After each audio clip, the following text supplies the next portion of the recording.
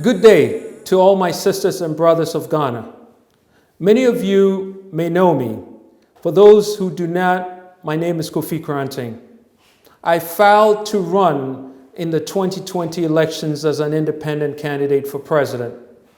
In October, the Electoral Commission, who I have battled before over the implementation of voting rights for those who live abroad, did what they were instructed to do by the criminal enterprises of the NDC and MPP, and found a way to remove me and other candidates from the ballot.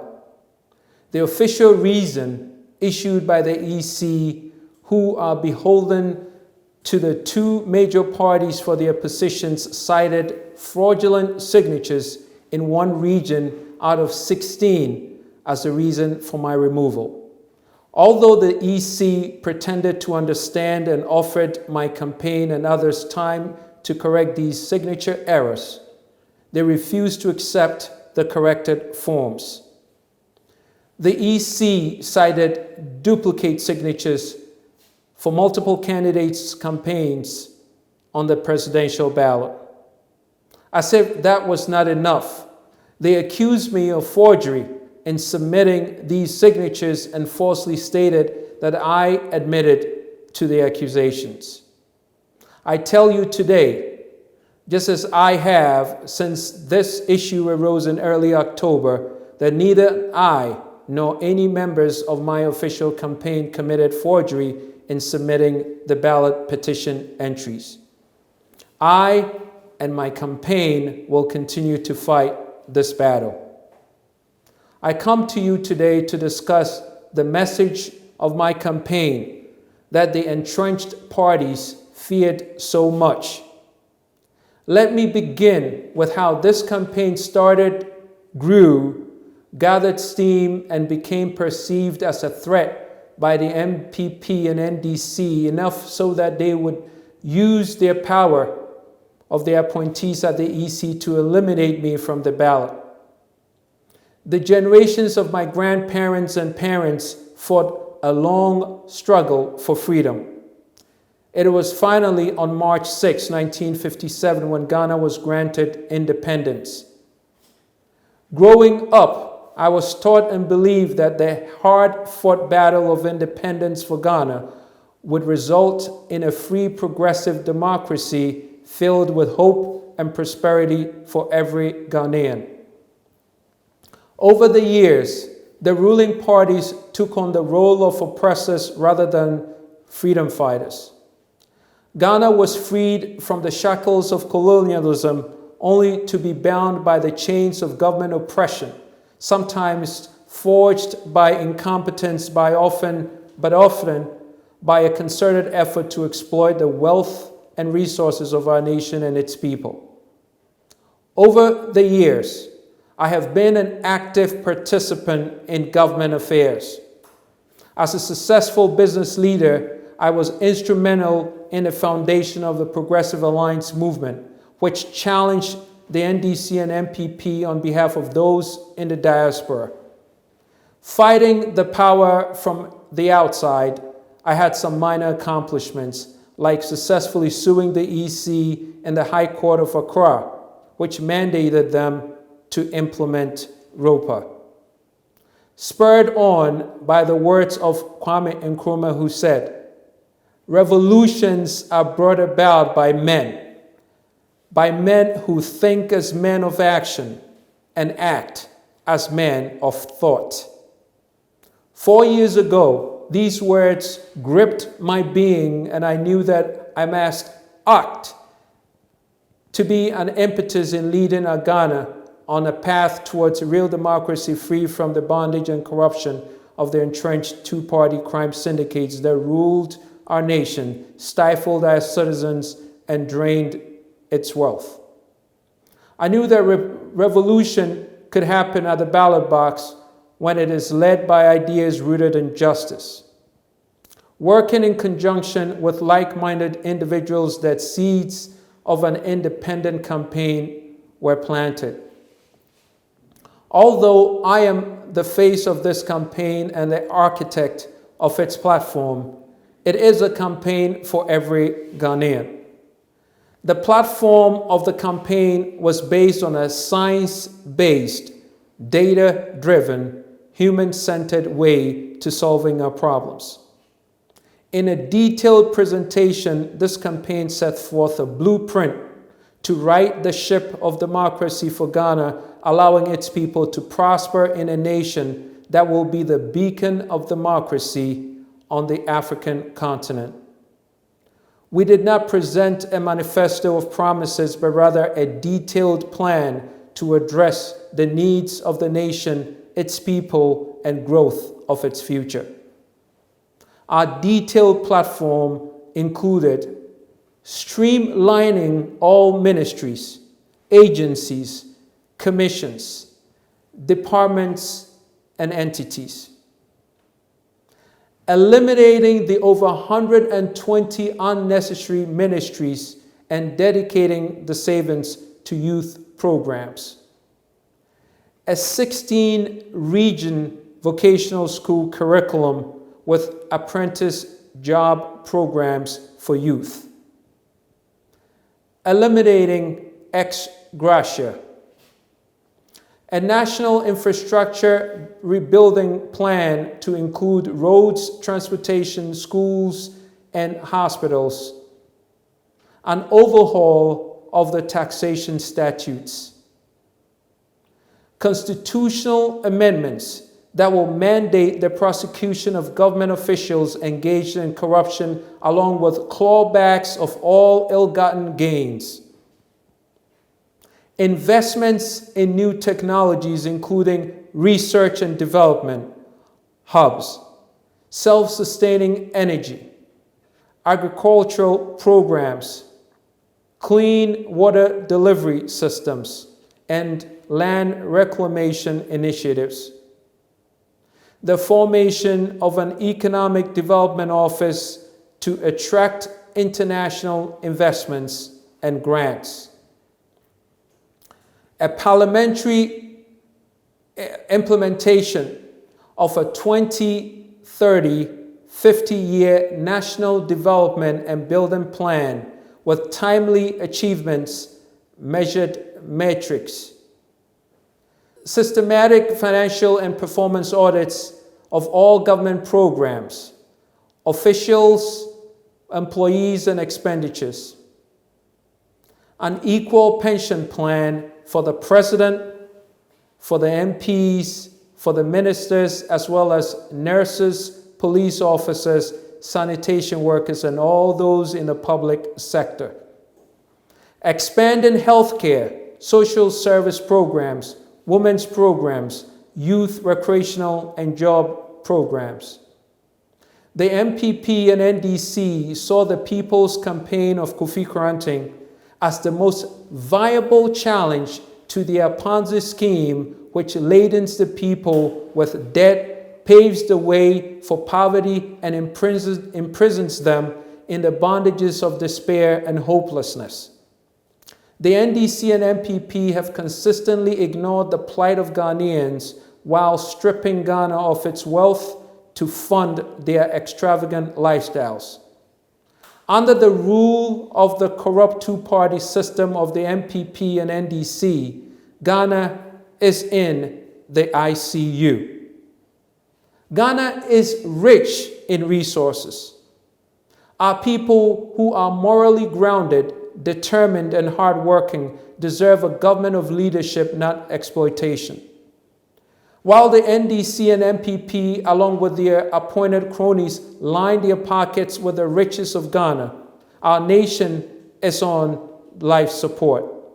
The NDC and MPP, despite their glossy printed manifestos, have never delivered for Ghanaians, but rather for their own bank accounts. This is the Ghana of today, thanks to the failed leadership of the criminal two-party system that restricts access to the ballot, ensuring that real democracy will not save the nation. Ghana has an explosion in teenage pregnancies. Over 50% of the population is under 15 years old. We have 60% youth unemployment, 800,000 graduates are unemployed. Our government budgets for $200 million for surveillance cameras for the streets, but over 80% of our streetlights do not work. 100,000 graduates are earning 700 cedis per month, while the government officials earn 10 times that amount, plus weekly allowances for fuel, fully furnished accommodation, a Land Cruiser, plus a luxury car, a cook, a gardener, a security guard, police escorts, along with a hefty ex gratia. Ask yourself, my fellow citizens, is the NDC and MPP concerned about you and your family?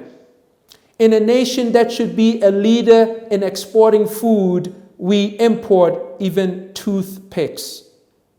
In a nation that should lead the continent in manufacturing, we import flour and starch.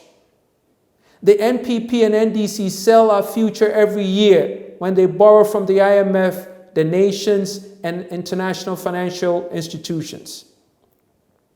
Our debt continues to grow, currently standing at 263 billion cedis, of which 141 billion was borrowed by the NPP government. Yes, that is billion with a B. Have they invested in infrastructure, building roads, hospitals, schools, clean water, cutting-edge industries that will produce jobs? Resounding no. They use this money to further their criminal enterprise of a Ponzi scheme that produces wealth for themselves and their cronies, further debilitating our nation. The MPP and NDC borrow for everything with no thought or plan to invest in resurrecting our nation, cleansing the government of corruption, or ensuring prosperity for the future of Ghana and Ghanaians. Because the NPP and NDC lacks vision, concern, and a plan, the government of Ghana borrows for everything. We borrow for toilet paper. We borrow for government furniture. We borrow for rice, for oil, for sugar, domestic items, government payroll, education. We borrow for social services. Every time they borrow, they add money to their personal wealth while burdening current and future Ghanaians with the repayment bill. This cannot continue. The lack of government planning, foresight, and action leads to the death of our citizens as the future is mortgaged and the present is sold. It only must rain 30 minutes to see rivers from flooding. Citizens drown, property destroyed, and livestock perish.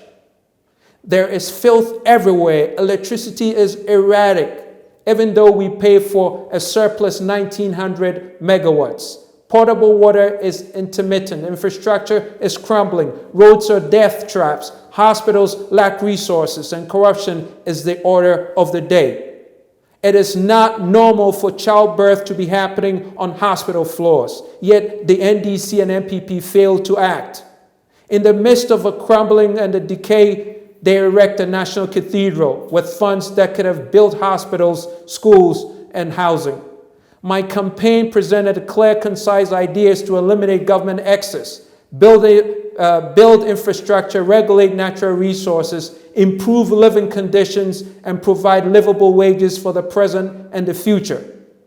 The best and brightest flee their beloved homeland to make a livable wage to support their families and their dreams. They flee to escape the corruption of a crime machine that enslaves them with an oppressive tax system, does not provide needed services, and treats them like indentured servants. This cannot stand. Ghana is on a life support. The ruling parties sign contracts after contract with foreigners to sell our resources, which are mined without regard to the environmental damage to our nation, as well as loss of revenue for its people. The plans presented during our people's campaign is a threat to the lifestyle and schemes of the officials of the NDC and MPP and their cronies. Our campaign was stifled by phony charges to silence the revolution of ideas which we were effectively presenting to the people. We will not be silenced. In the words of Mahatma Gandhi, silence becomes cowardice when occasion demands speaking out of the whole truth and acting accordingly. The EC, under orders from their overseers in the MPP and NDC, have removed this campaign from the 2020 ballot. It cannot remove it from your mind. Kwame Nkrumah said on May 24th, 1963, "We must unite or perish." We must heed his warning to honor his memory, ideas, work, and sacrifice. The EC, the NPP, and NDC removed your opportunity to vote for freedom, prosperity, a blueprint for the present, along with a plan for the future, by illegally removing us, the People's Campaign, from the 2020 ballot. Together, as a proud, moral, hardworking people, we must continue to spread the ideas of this campaign every day. I call on each of my Ghanaian sisters and brothers to stand up for your rights and change the government of corruption through the power of the ballot box, guided by the persuasion of ideas. Stand up and peacefully protest where there is injustice. Question everything. The press must be a protector of democracy, hopes and dreams of our forefathers who fought for independence. However, the press cannot do it all by themselves. Each citizen of Ghana must let their voice be heard through the power of social media, songs, poems, art, educational initiatives, teach-ins, sit-ins, and peaceful protests. In all that you do, remember that as warriors of change for Ghana, we wage the battle effectively and peacefully, guided by ideas and vision. Remember the words of Martin Luther King: "Nonviolence is a powerful and just weapon, which cuts without wounding and ennobles the man who wields it. It is a sword that heals." We must honor our forefathers who struggled for our independent nation that would be a beacon of democracy guided by justice. At every turn, together, we must demand that the principles of democracy are reflected in the agencies that are free from the grips and corruption of a ruling party power structure who combine to oppress freedom. Most democracies around the world allow for a write-in candidate. This is truly a democratic idea. The ballot should not be a sanctioned choice dictated by those in power, but instead a choice of opportunity for people who will vote. Together, we must work together, changing the ballot system to allow a free democratic ballot that includes the ability to write in the candidate of your choice. The EC must be removed from the grips of the ruling party.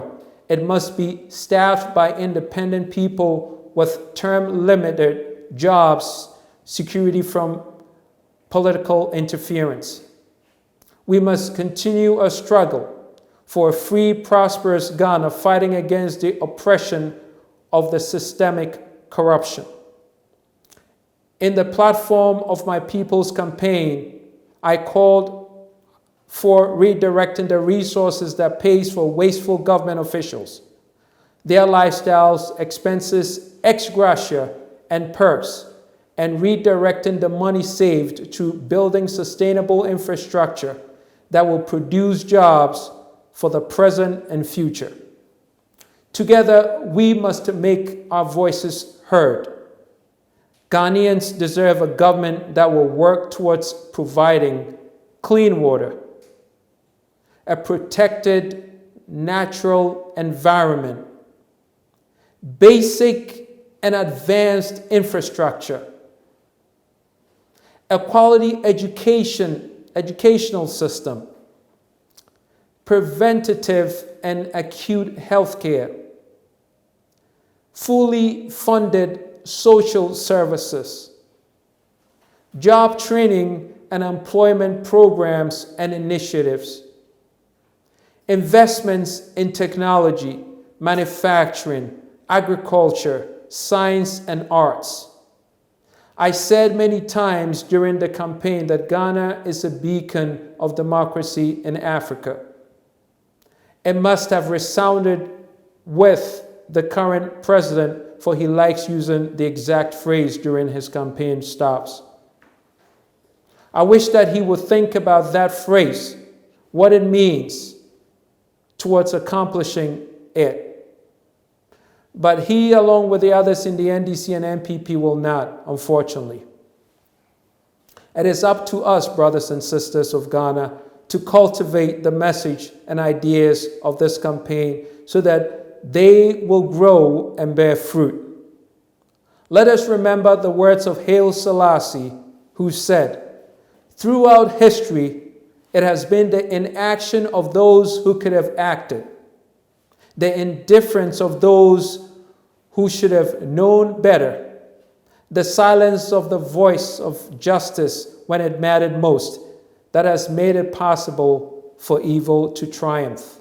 Let us not let evil triumph. Together, those of us that know the CPR of ideas and those who are willing to learn must come to the rescue of Ghana and save it from its demise into the hell and damnation of corruptions. I call on all those who have been corrupted over the years by the NDC and MPP to seek redemption by working together an independent, prosperous, free, democratically governed Ghana. I call on the clergy, our traditional leaders, those who guide our institutions, agencies, our judicial systems and press to stand up and do the right thing for the people of Ghana. We must work together to save Ghana and restore independence, liberty, justice, and democracy to our beloved nation. Ghana can and will be the beacon of democracy when we join and feed its light. We must shine a spotlight on all that this government does, from sweetheart deals with foreign countries to appointing friends and family to government positions and state-owned institutions. In the words of Bob Marley, I implore you to get up and stand up for your rights. Save Ghana. I am Ghana. You are Ghana. Together, united, we are Ghana. Thank you.